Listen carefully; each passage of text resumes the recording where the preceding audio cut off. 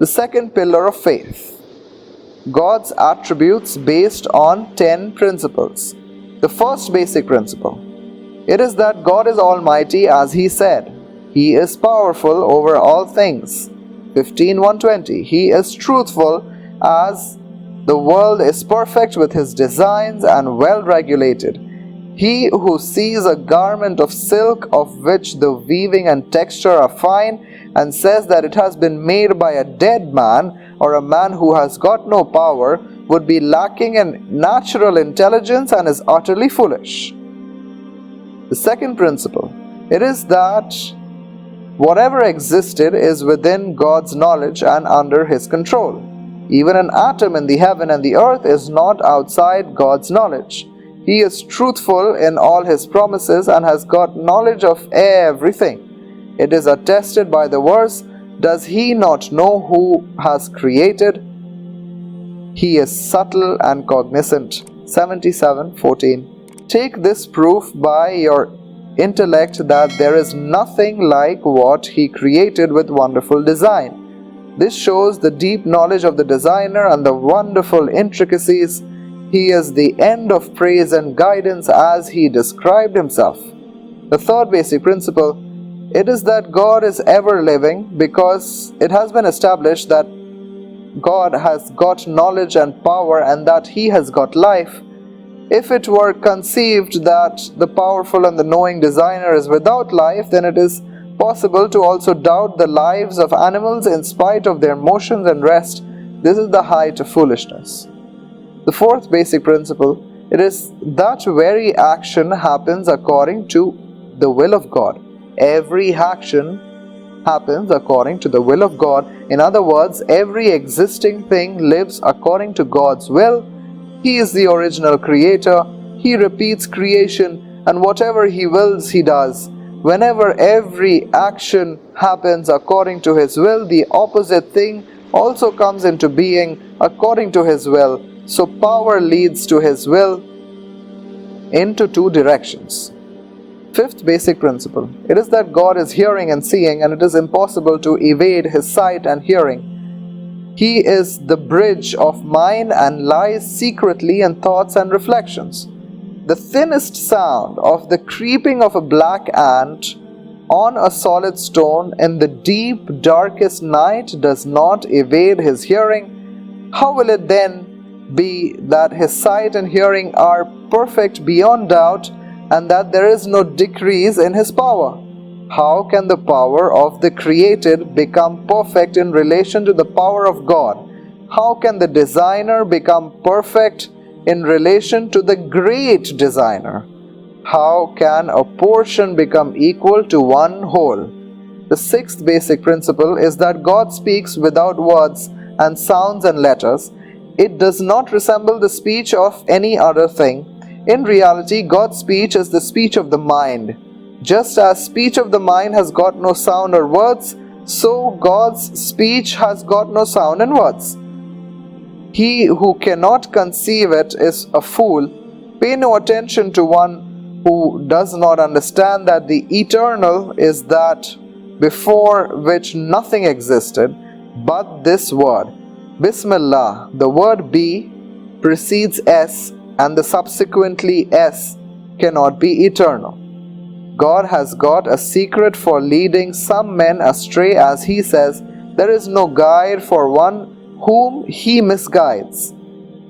Those who think it's impossible that Prophet Moses heard God's words which had no sound or words, it becomes impossible for him to believe that he will see in the next world such a thing as he has got no body, though he understands that a thing can be possible by the seen which has got no color, body or size, even though he has not seen such a thing.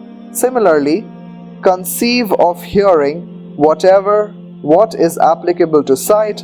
If you understand that God has got knowledge of everything, understand that it is also along with His being. He has got the attribute of speech. Understand that all the words represent His speech. It is also possible to conceive of the existence of the 7 heavens, paradise and hell, all written in a small piece of paper, and that taqdeer of men is preserved in the minutest part of the heart and seen with an eyeball without the thing existing in the eyeball. It is also possible to conceive the speech of God as being read with the tongue, preserved in the mind, written in the paper, but the essence of speech does not come down on these things because it comes down on paper on account of writing. Then the essence of fire would come down on paper on account of its writing, and it would also burn it. The seventh basic principle is that the words emanating from God are eternal along with His attributes, since it is impossible that He is subject to change. Rather, it is necessary that His attributes should become eternal as His being is eternal. He is without change and without novelty. He exists with His attributes from eternity. What is not free from change is originated. Every originated thing is not free from change. Origination is an attribute of the body. That means it was created, and it is subject to change, and the attribute as body is also subject to change. How can the Creator be sharer with it in the attribute of change?